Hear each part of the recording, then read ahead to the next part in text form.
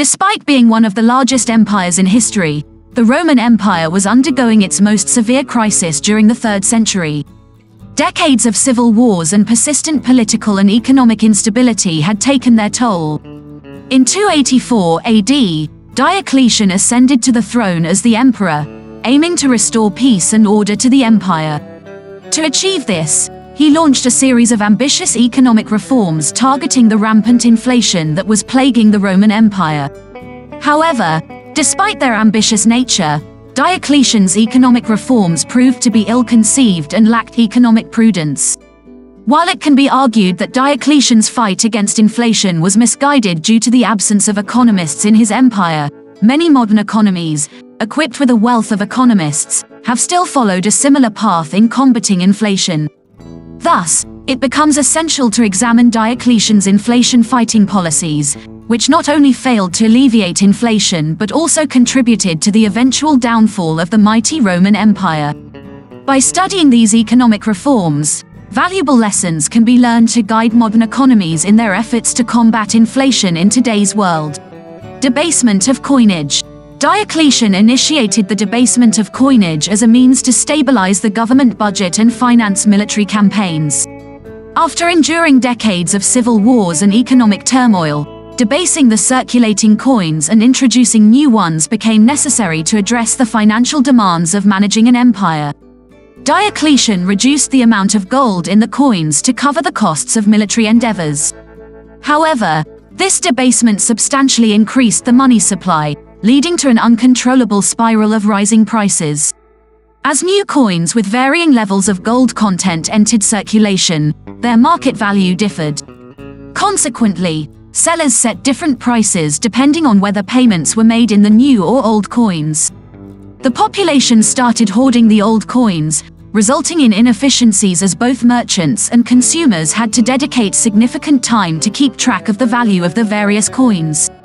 Aware of the devastating effects of debasing coinage, which had caused hyperinflation in his empire, Diocletian attempted to rectify the inflation crisis by introducing new high-quality gold, silver, and bronze coins.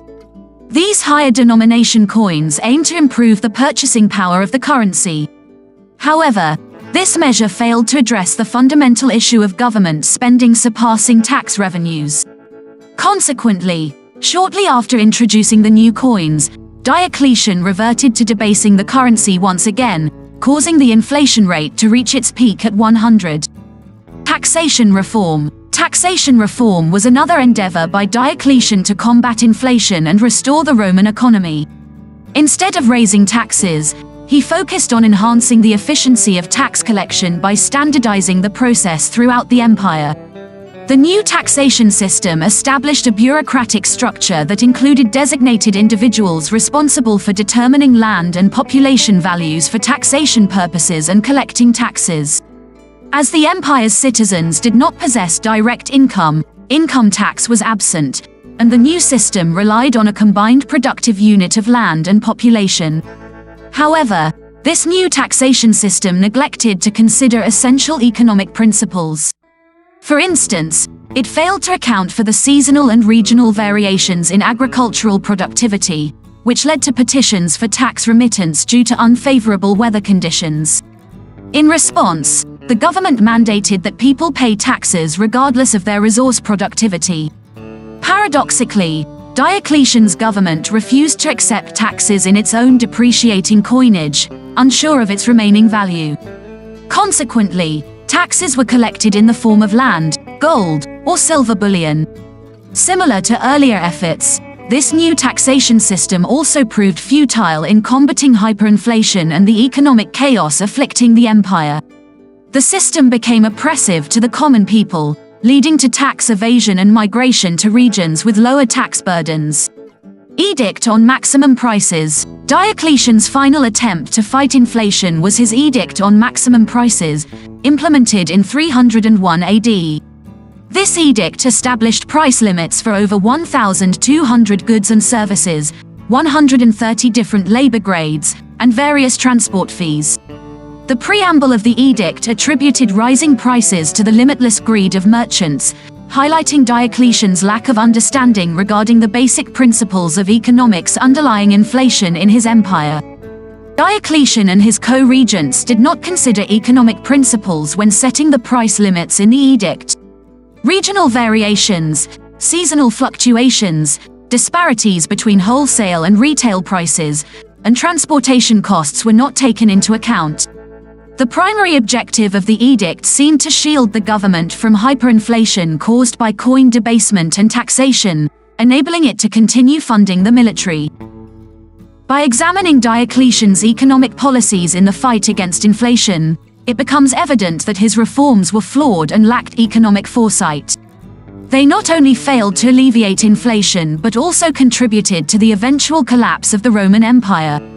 Modern economies can draw important lessons from this historical example to navigate their own paths in combating inflation, ensuring economic stability and prosperity in today's world. Nevertheless, it was the common people who suffered the most from these price limits.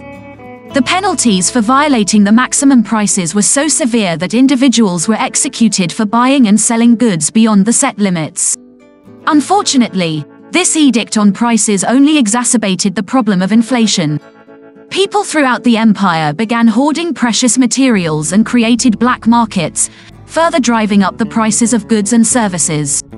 In response to the impact of price limits, Diocletian enacted another law imposing the death penalty on failing businesses to combat the declining value of coins and currency speculation. Anyone caught engaging in currency speculation also faced execution. The failure to consider the principles of supply and demand and the market system resulted in artificial scarcity, black markets, and reduced production, all of which intensified the already rampant inflation in the empire, rendering the edict ineffective. Examining Diocletian's policies reveals a lack of consistency. Increasing the money supply for military funding, debasing the currency, and implementing price limits do not align with each other when a government is attempting to combat inflation. However, such inconsistencies should be expected from Diocletian, a military commander with no understanding of economic theory. While Diocletian achieved remarkable military victories, his complete ignorance in the field of economics ultimately destroyed the Roman economy and laid the groundwork for its eventual collapse. Diocletian's desperate attempt to fight inflation through price limits was destined to fail.